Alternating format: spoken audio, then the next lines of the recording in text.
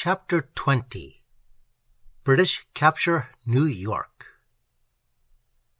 The news of Hale's execution reached Washington at about the same time that fires began raging in different parts of captured New York.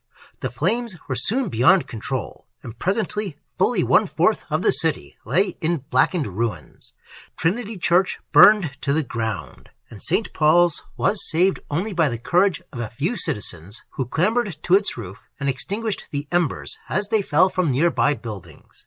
Howe was convinced that the destruction was caused by patriot incendiaries, and permitted his soldiers to inflict shocking penalties upon those suspected of having had a hand in the plot. At the same time, he established a strict martial rule over the city. In the meantime, Fort Washington was being erected at 183rd Street, and the British general sent a company of light infantry to attack the forces encamped in the woods of Harlem Heights. The attackers blew a scornful fox hunt call on their bugles as they went into action against Major Leitch and his detachment, sent to guard the territory where Columbia University now stands. Colonel Knowlton was dispatched later by Washington to make a flank attack on the enemy, and although these two gallant officers fell in the battle, their men drove off the British and pursued them back across a buckwheat field, now the site of Barnard College, mocking their overconfident hunting calls with good effect. The utterly vanquished English force retreated precipitately as far as 105th Street. News of the Battle of Harlem Heights put the first real hope into the hearts of the Americans, and the first serious doubt into the hearts of the enemy. When General Howe moved up and gave evidence of planning an attack, with the aid of his brother, Admiral Howe, in charge of the fleet, Washington left a force under General Magaw in the fort and retreated with the main army into Westchester. There was every reason to believe the fort could be held successfully, but the Patriots had reckoned without the suspicion of treachery. Careful plans of the fortification, indicating their weaknesses, were drawn up by Adjutant General William de Monte, who confessed in 1792 that he had committed this dastardly act. As soon as the information was placed in his hands, Howe abandoned an unsuccessful Westchester campaign against the main body of the American army to swoop down upon Fort Washington in 4 columns of attack. The most important command was entrusted to Baron von Knyphausen, the Hessian general. A little outpost at Kingsbridge was taken first, and a peremptory order to surrender or suffer massacre without quarter was sent to Magaw. From the Jersey shore, Washington looked on helplessly while the little garrison struggled to defend itself against odds that he did not suspect. Word that Greene was planning to send aid from Fort Lee across the Hudson only reached Magaw after he had agreed to more favorable terms of surrender than those first offered by the British, and the last American stronghold on Manna-Hatin fell into the possession of the enemy. During the hours of spirited defense of that fortress, the first blood was shed by an American woman in the Revolutionary cause.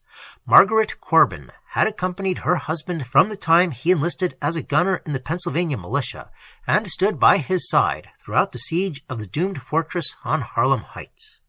When he fell, mortally wounded, she carried on in his stead, and surrender found her still by the gun, although one arm had been nearly severed at the shoulder by enemy grape-shot.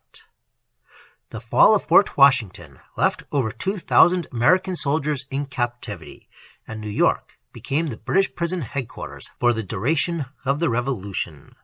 An old sugar house on Liberty Street was converted into the most notorious of dungeons, crowded, stifling in summer and wretchedly cold in winter, while in the Middle Dutch Church at Nassau and Cedar Streets, pews were ripped out to make room for thousands of ragged, half-starved wretches who lay so tightly packed together on the hard floor by night that when one moved, all moved.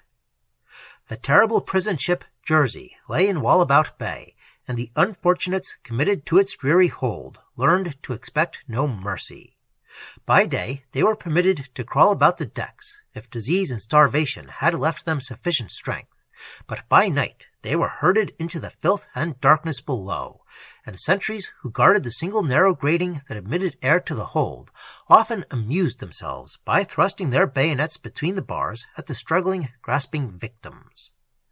Provost Cunningham's proud boast that he had caused the death of more Yankees than had any battle was probably no idle one, for no less than 11,000 bodies are said to have been carried away in the death carts that rumbled daily through the streets of New York, and the guards' morning call at the grating was, "Rebels, turn out your dead!"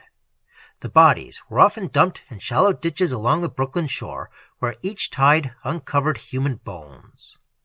Only in recent years were these tenderly gathered up from the simple tomb originally erected by the Tammany Society near the shore to find a suitable resting place in the Martyrs' Tomb at Fort Greene Park, where a monument rises to commemorate men who could have escaped their fate by taking up arms for the British, but who preferred to die. While these unhappy sufferers were wasting away in the prisons of New York, a city of tents had grown up from the blackened ruins on the eastern side of Broadway. Long Island, disarmed first by the Americans, now found herself plundered by the British. Her citizens were forced to doff their hats to the officers, submit to raids of foraging parties, and utter no complaint when captured American officers were billeted in their homes. Colonel Ethan Allen, the hero of Ticonderoga, was at one time quartered in the Rapelye home on New Lots Road, but when he stood on the roof and gave 3 loud, indiscreet cheers for the defeat of his captors at Bennington, the Rapelye family lost its boarder.